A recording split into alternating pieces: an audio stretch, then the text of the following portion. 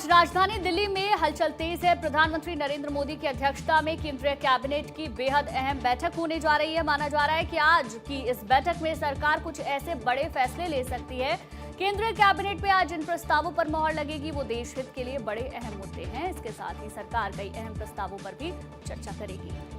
प्रधानमंत्री मोदी की अगुवाई में होने वाली इस मीटिंग में सरकार का मुख्य फोकस 3 बड़े मुद्दों पर है, जिसमें सरकारी योजना है, सुविधा है और साथ ही सुधार भी है। केंद्र कैबिनेट के जो मुख्य एजेंडे हैं उनमें क्या क्या शामिल है, जल्दी से इस पर नजर डालते हैं। विभिन्न मंत्रालय और विभागों के कार्यों की समीक्षा यहां पर की जाएगी। हाल ही में जो प्रमुख फैसले लिए गए हैं उनका प्रभाव किस तरह का हो रहा है, उसका मूल्यांकन किया जाएगा। सरकारी योजनाओं के कार्यान्वयन में तेजी लाने की रणनीति पर विचार होगा। सरकारी योजनाओं के बेहतर परिणाम सुनिश्चित करने की रणनीति पर भी यहाँ मंथन किया जाएगा।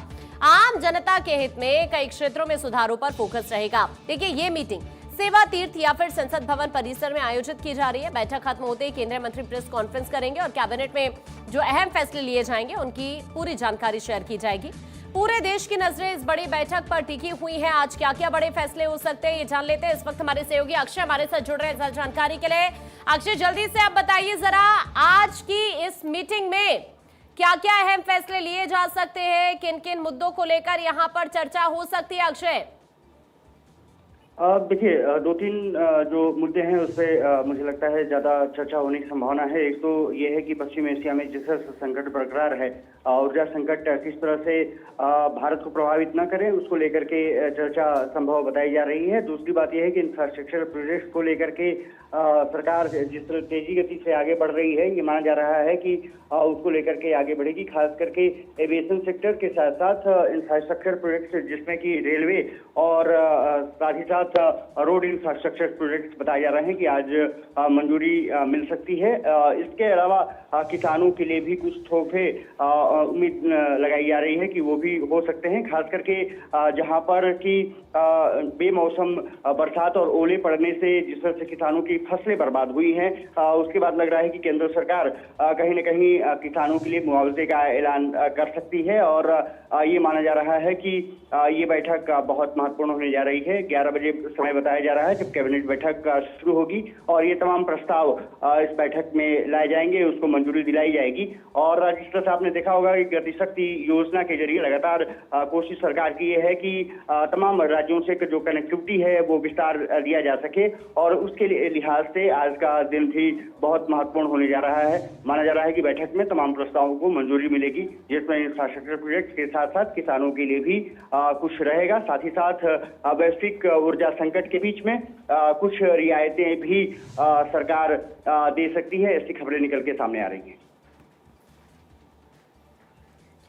तो कई देखिए ऐसे अहम मुद्दे हैं जिनको लेकर यहाँ पर चर्चा की जाएगी।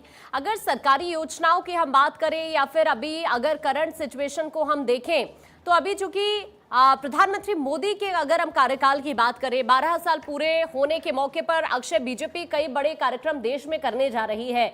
इससे इधर जो तमाम सरकारी योजना है जिनका लाभ लोगों तक पहुंच रहा है, इन तमाम मुद्दों के साथ साथ जरा आप ये भी बताइए क्या अहम फैसले लिए जा सकते हैं अलग अलग सेक्टर्स को लेकर, किस सेक्टर पर ज्यादा फोकस रह सकते हैं अक्षय?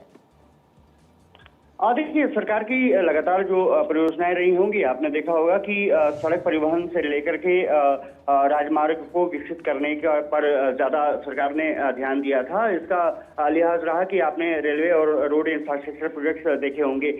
जिस तरह से कनेक्टिविटी का विस्तार, रेलवे कनेक्टिविटी का विस्तार हुआ है, ये माना जा रहा है कि एक बार फिर से उस पर चर्चा की जाएगी।